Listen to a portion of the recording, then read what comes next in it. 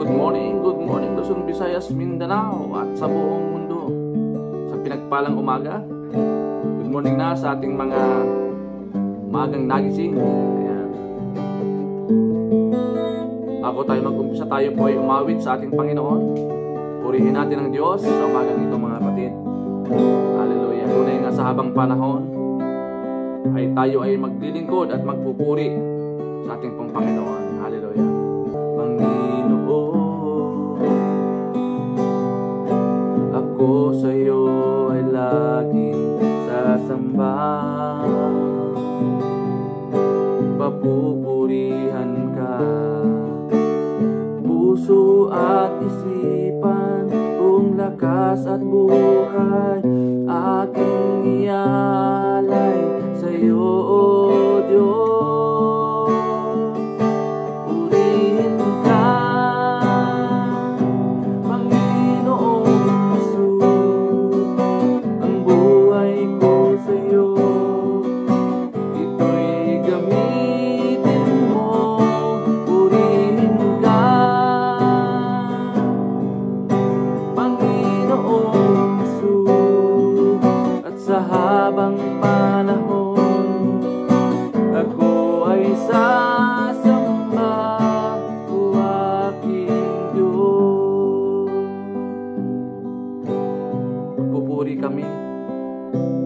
Sasamba sa aming Diyos, Panginoon.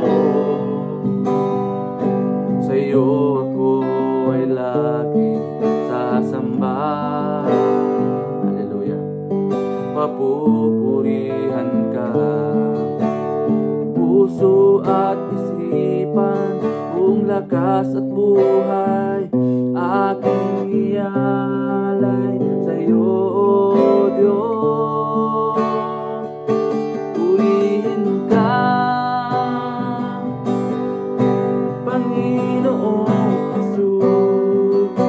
Ang buhay ko sa iyo'y ito'y gamitin mo. Purihin ka, Panginoong Jesus. Sa habang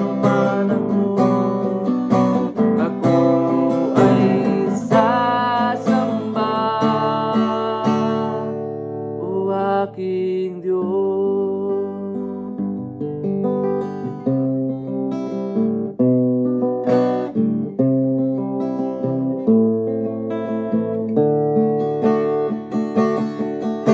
Sa habang panahon, ako ay sasamba. Sa habang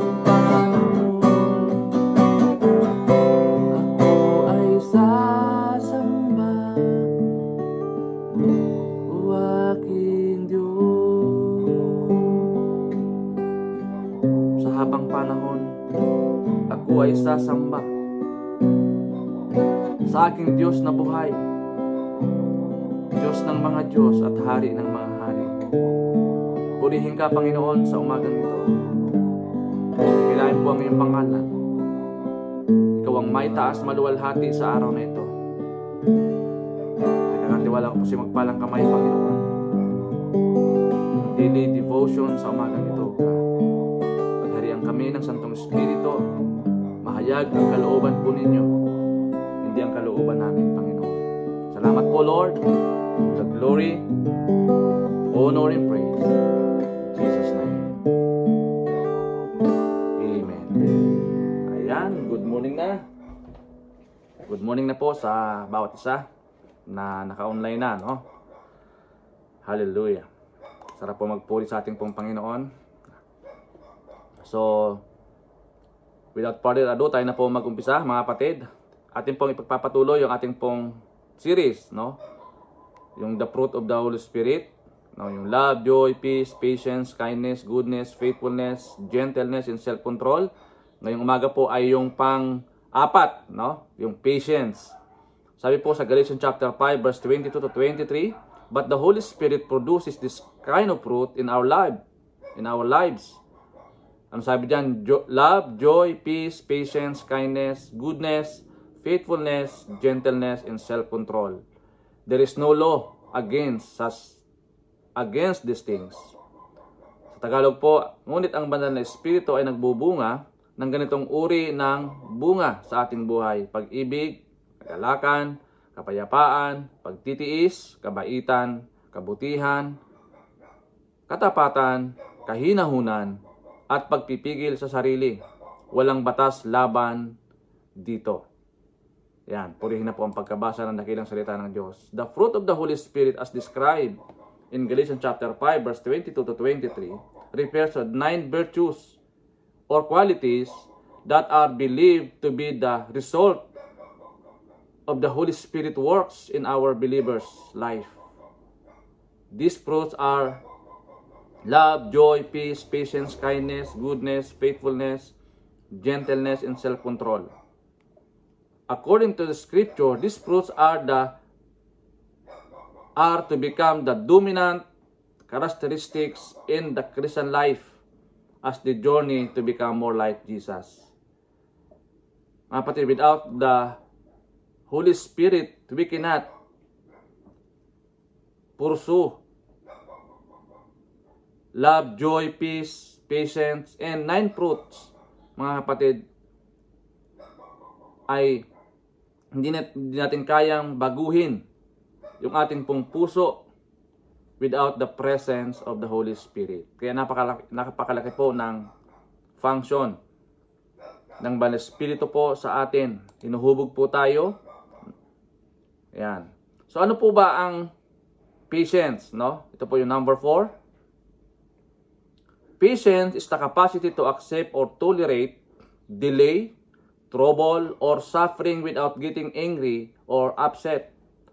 Sabi niya dito, ang kakayahang tanggapin o tiisin ang pagkaantala o mga problema o pagdurusa nang hindi nagagalit. Diba? Napaganda po yung ibig sabihin ng patience. No, tinawag din natin siyang pagtitiis, no, mga kapatid. Sa Nahum chapter 1 verse 3, Nahum chapter 1 verse 3, the Lord is slow to anger but great in power. The Lord will not leave the guilty unpunished. His way is in the whirlwind, in the storm, and clouds are the dust of His feet. Ang Panginoon ay namabagal sa pagkagalit, ngunit dakila sa kapangyarihan. Hindi pababayaan ng Panginoon na walang parusa ang nagkasala. Ang kanyang daan ay nasa ipo-ipo at bagyo, at ang mga ulap ay alabok ng kanyang mga paa.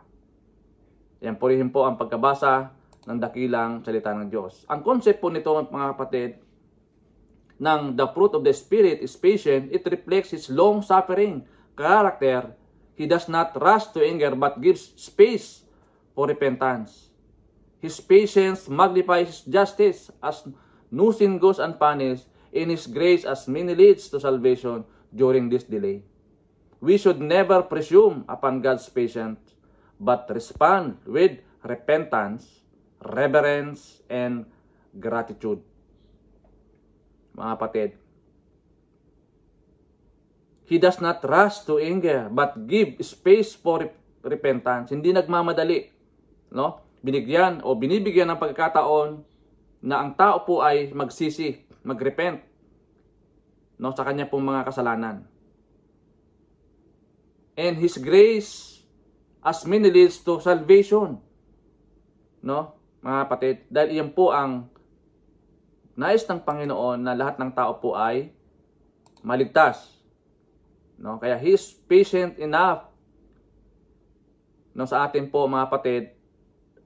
Ang Panginoon, inaantay niya po tayo na magsisi, tumalikod sa ating mga kasalanan. Mas concern ang Panginoon sa salvation natin. Hindi po siya nagmamadali, ano? Kaya gusto niya lahat ng tao po ay magsisi, lahat ng tao ay maligtas, mga kapatid. So ano po ba mga puntos natin sa umagang ito? Number 1, God is patient and slow to anger. Kaya isa sa pinaka-characteristics or qualities ng ating pong Panginoong Hesus, yung pagiging pasensyoso, no? Mahaba yung patience niya. Hindi agad-agad siya na gagalit, no? Hinihimay-himay niya tulad po ng kanyang mga pangako na hindi niya tayo pababayaan, hindi niya tayo iiwanan. Handa siya na tayo po ay lingapin, handa siya na tayo po ay patawarin na kapag tayo humingi ng tawad sa Kanya. He is patient enough and slow to anger.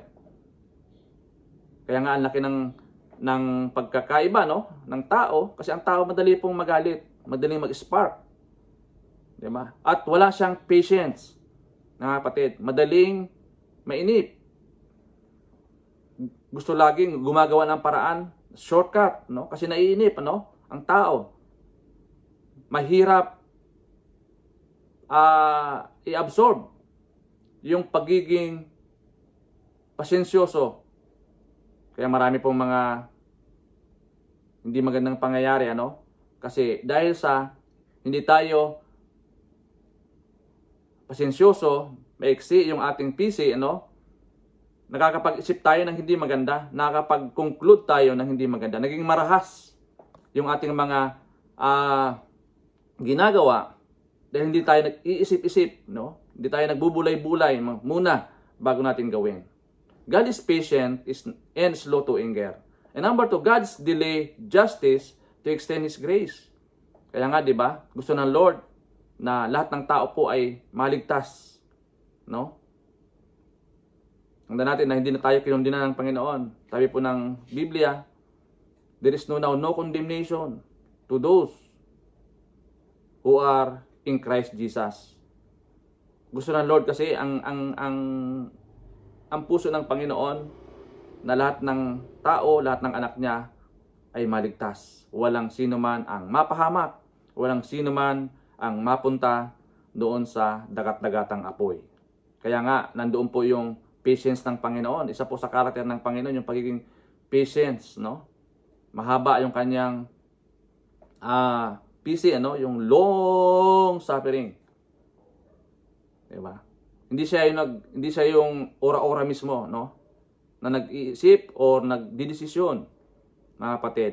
God's delayed justice to extend His grace. Number 3, we must be quick to repent. No, dapat ang tao kapag naimasmasan, no, bumalik doon sa kanyang tamang pagkatao. Ang tawag niya bumalik sa ulirat, no? Kasi ang tao kasi minsan parang nawawala sa sarili, no? Madalas nawawala sa sarili, nawawala yung consciousness. Kaya ang kailangan natin, we must be quick to repent. No? On the spot, hingi tayo ng tawad sa Panginoon kapag nakakagawa tayo ng kasalanan. No? Open heaven. Bukas ang kalangitan. Ang maganda po sa Panginoon, mga kapatid, no? Kapag tayo po ay sincere na humingi ng tawad sa Kanya, tayo po ay papakinggan at papatawarin niya tayo, mga kapatid. Wala na po yung mechanical na gagawin, no? Na kapag nagkasala tayo, ito ang gagawin mo, itong gagawin mo. No, kailangan ka magsakripisyo, kailangan kang sauluhin mo yung mga ganitong mga bagay. Wala na po yun, mga kapatid, no? Ang kailangan mo lang, taos-pusong hingi ng tawad sa Panginoon. We must quick to repent, mga kapatid. At sabi ng Biblia, He is faithful and just to forgive us and cleanse us from all unrighteousness. Alam na ng Diyos ng tao po ay makasalanan. Tayo po ay makasalanan. Alam ng Diyos yun, mga kapatid. Kaya wala tayong magawa kundi humingi ng tawad, mag-repent, magsisi sa ating pong mga kasalanan. Hallelujah.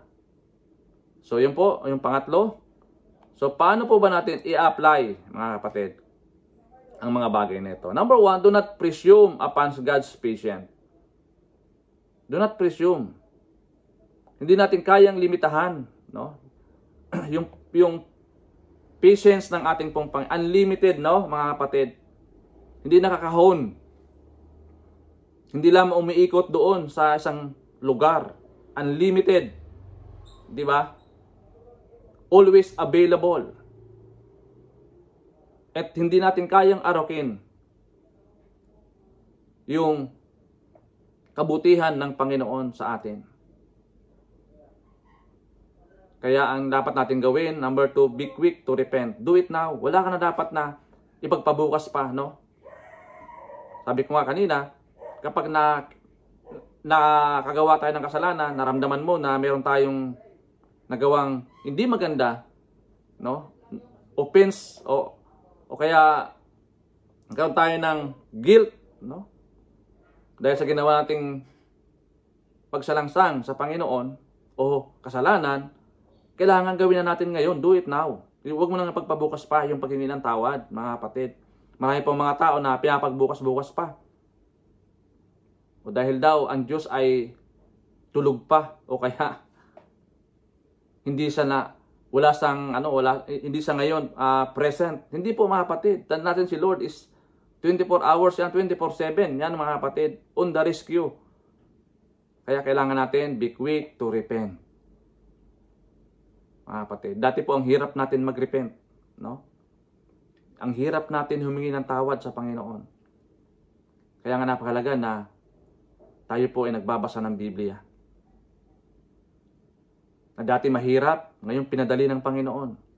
Bukas yung langit, no? Kaya nga sa ating pong pinag-aaralan, the fruit of the Holy Spirit, no? Without the presence of the Holy Spirit, siya po yung nagko-convict sa atin, mga kapatid, no?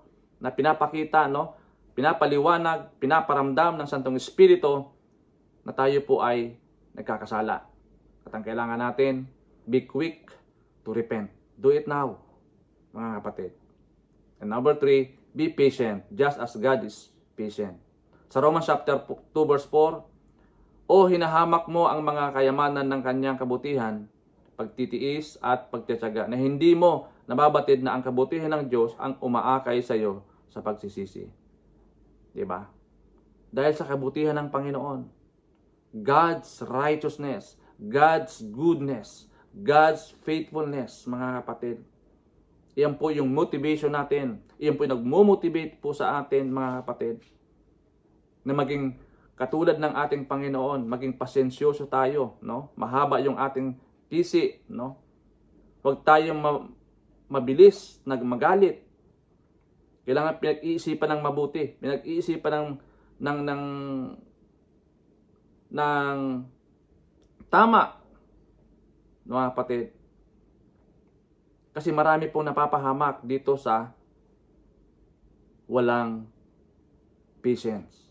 No, yung maiksi yung patience, maya-maya nag-i-spark, maya-maya nagagalit, maya-maya na-high blood, no? Marami pong mga ganung tao.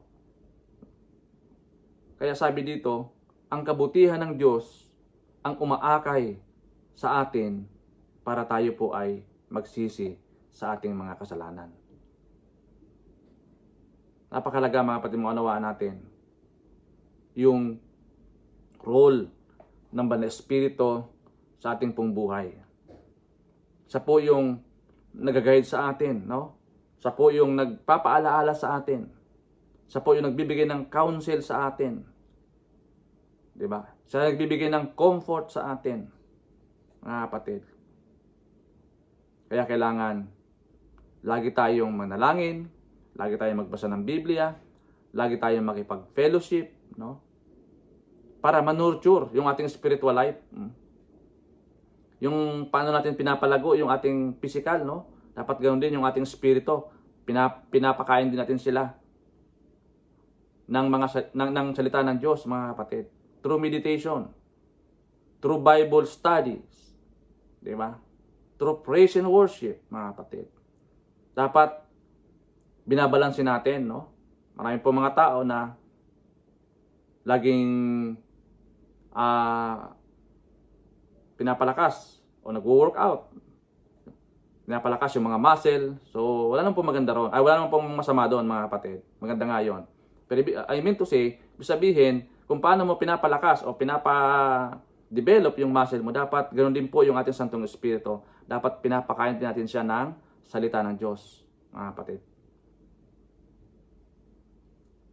At, siyempre, kaya maraming mga tao nahuhulog sa bitag ni Satan. Kasi ignorance of the Word of God.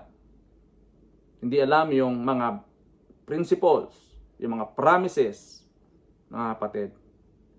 Be patient as God is patient. Ayan.